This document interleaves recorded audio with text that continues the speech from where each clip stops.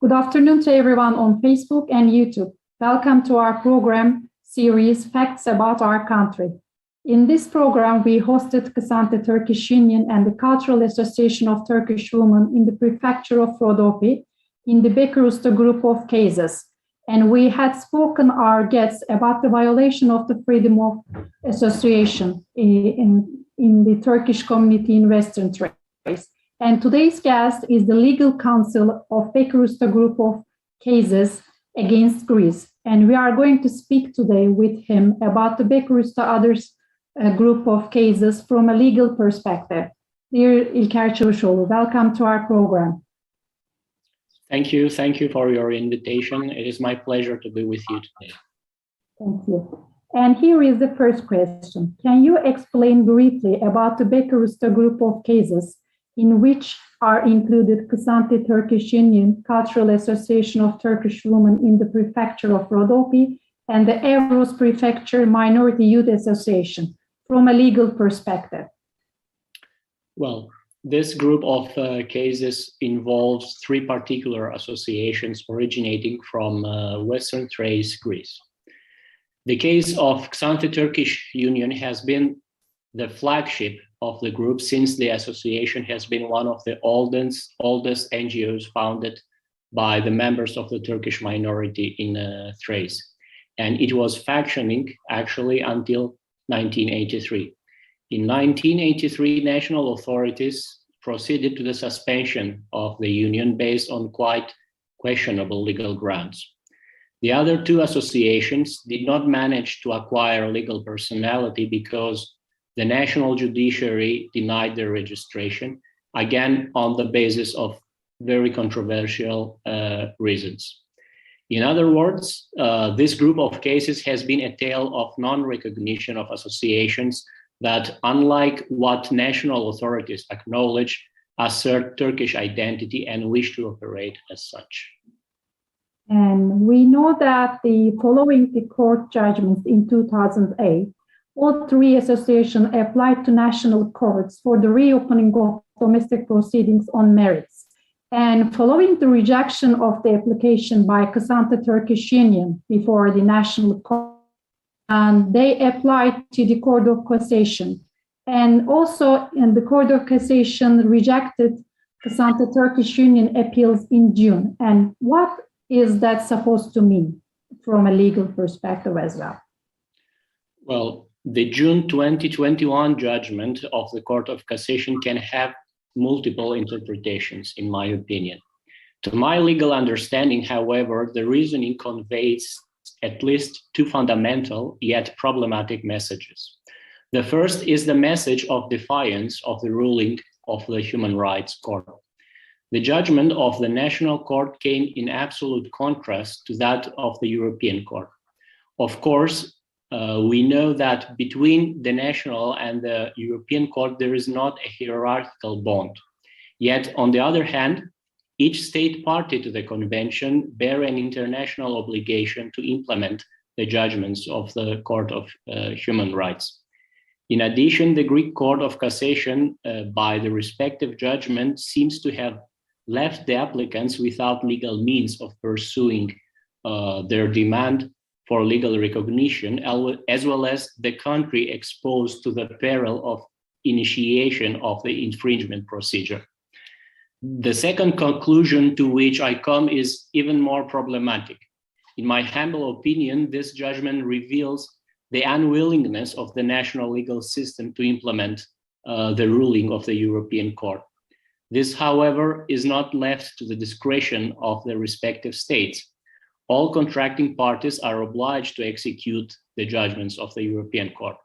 Moreover, in the process of implementation, there are certain principles which each state must respect, such as restitution ad integrum and full and effective implementation. And now, what paths can the Xanthi Turkish Union follow after the Court of Cassation judgment?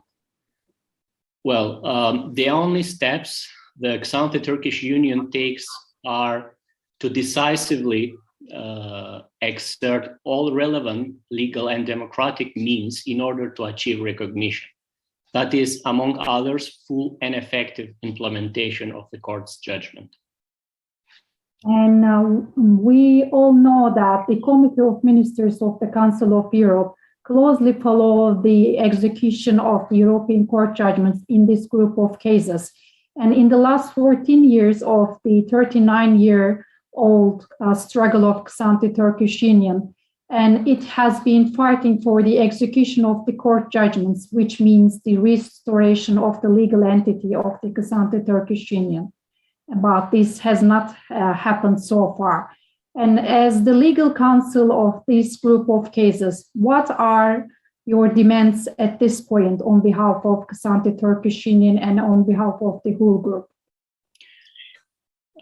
Yes, I believe the legal demands of all three minority associations have not changed in time. Recognition and official operation have been the core desires of all the people involved in their establishment. Those institutions have been founded with the aim of serving the minority as well as the wider society. It is not easy these days to find people with an inherent devotion to serve the society. For instance, in the corpus of the Turkish Women Cultural Association, I saw founding members who have all the elements of making the organization a bright paradigm to all the women of the region.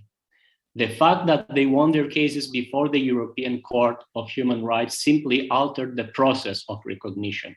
Now, the subject of marginalization of these associations has acquired an international dimension, while the applicants demand full and effective implementation of the judgment of the European Court. But again, the main goal is a well-deserved permission to officially operate. At this point, the Court of Cassation's judgment on Xanthi Turkish Union has caused a great disappointment within the minority itself, and which led actually a protest march in August. And now the Court of Cassation also heard the other two cases in October, and the decision of the Court of Cassation in these two cases are being awaited. And considering the interim resolution taken by the Committee of Ministers in September, and what do you think about the Court of Cassation judgment? Do you think that the court could deliver a different judgment from the Xanthi Turkish Union in these two cases? Theoretically, yes, the Court of Cassation could reach in a different conclusion. Different composition of judges could potentially judge differently. Moreover, technical dissimilarities in the facts of the cases, it is possible to justify the delivery of a different judgment. But it is most likely that the decision will be the same, as because the Turkish Union judgment will serve possibly as a precedent. However, I must say that a positive judgment in the other two cases could help with the initiation of a dialogue for a holistic resolution in this group of cases. We hope so. And the three associations in this group and the other NGOs representing the Turkish community now ask for the start of the infringement procedure by the Council of Europe based on the Article 46 of the treaty. What exactly does the infringement procedure mean, and what will bring this procedure to the three associations if the committee decides to start such a procedure? Yes, initiation of the infringement procedure is perhaps the last measure to resort to when a state party to the convention does not abide by the obligation to execute the judgment, the respective judgment. Article 46 of the convention clearly provides that contracting parties undertake to abide by the final judgment of the court in any case to which they are parties. Moreover, in the case, the Committee of Ministers considers that a contracting party refuses to abide by a final judgment, it may refer to the court the question whether that party has failed to fulfill its said obligation. This process of examination is possible to lead to the expulsion of the respective country from the Council of Europe. And there will be a review in June by the Committee of Ministers, and as all the NGOs and the three associations wait for the initiation of such procedure in light of the information that the Greek authorities have not taken any step for the execution of this judgment.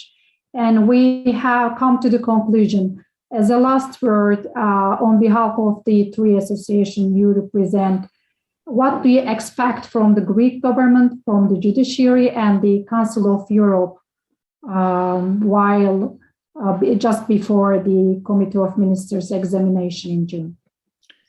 I wouldn't say that I have certain expectations from any of the institutions you mentioned. Each party should strictly follow what legal texts and the international agreements foresee. I would add to this that 13, perhaps already 14 years is a long time for the implementation of a binding judgment of an international decision-making body. It would be good to see national authorities taking steps forward and honestly approach our associations with the aim to solve the existing knots. From the very beginning of this legal struggle, Xanthi Turkish Union and of course all the other institutions took all the necessary steps to have their cases heard in both national and European judicial fora, while also doing whatever was necessarily binding to have the judgment of the European Court executed in the national domain. Now we have, I guess, we have a few more time to see what the developments will be in the national and international arena. Yeah. And now we have come to the conclusion. When we start this program series, we said that this program series could be a path for the initiation of dialogue between the Greek authorities and the representatives of the Turkish community in Western Thrace. And we also invited guests from Greece, from the nationwide, in order to discuss human rights issues in Greece. And still, we hope that this program will contribute to the understanding of each other, and also which could lead also the execution of the Bekir Ousta group of cases judgments in this group. And Mr. Tsavousoglou, thank you for your participation and thank you for being our guest in this program. Thank you very much.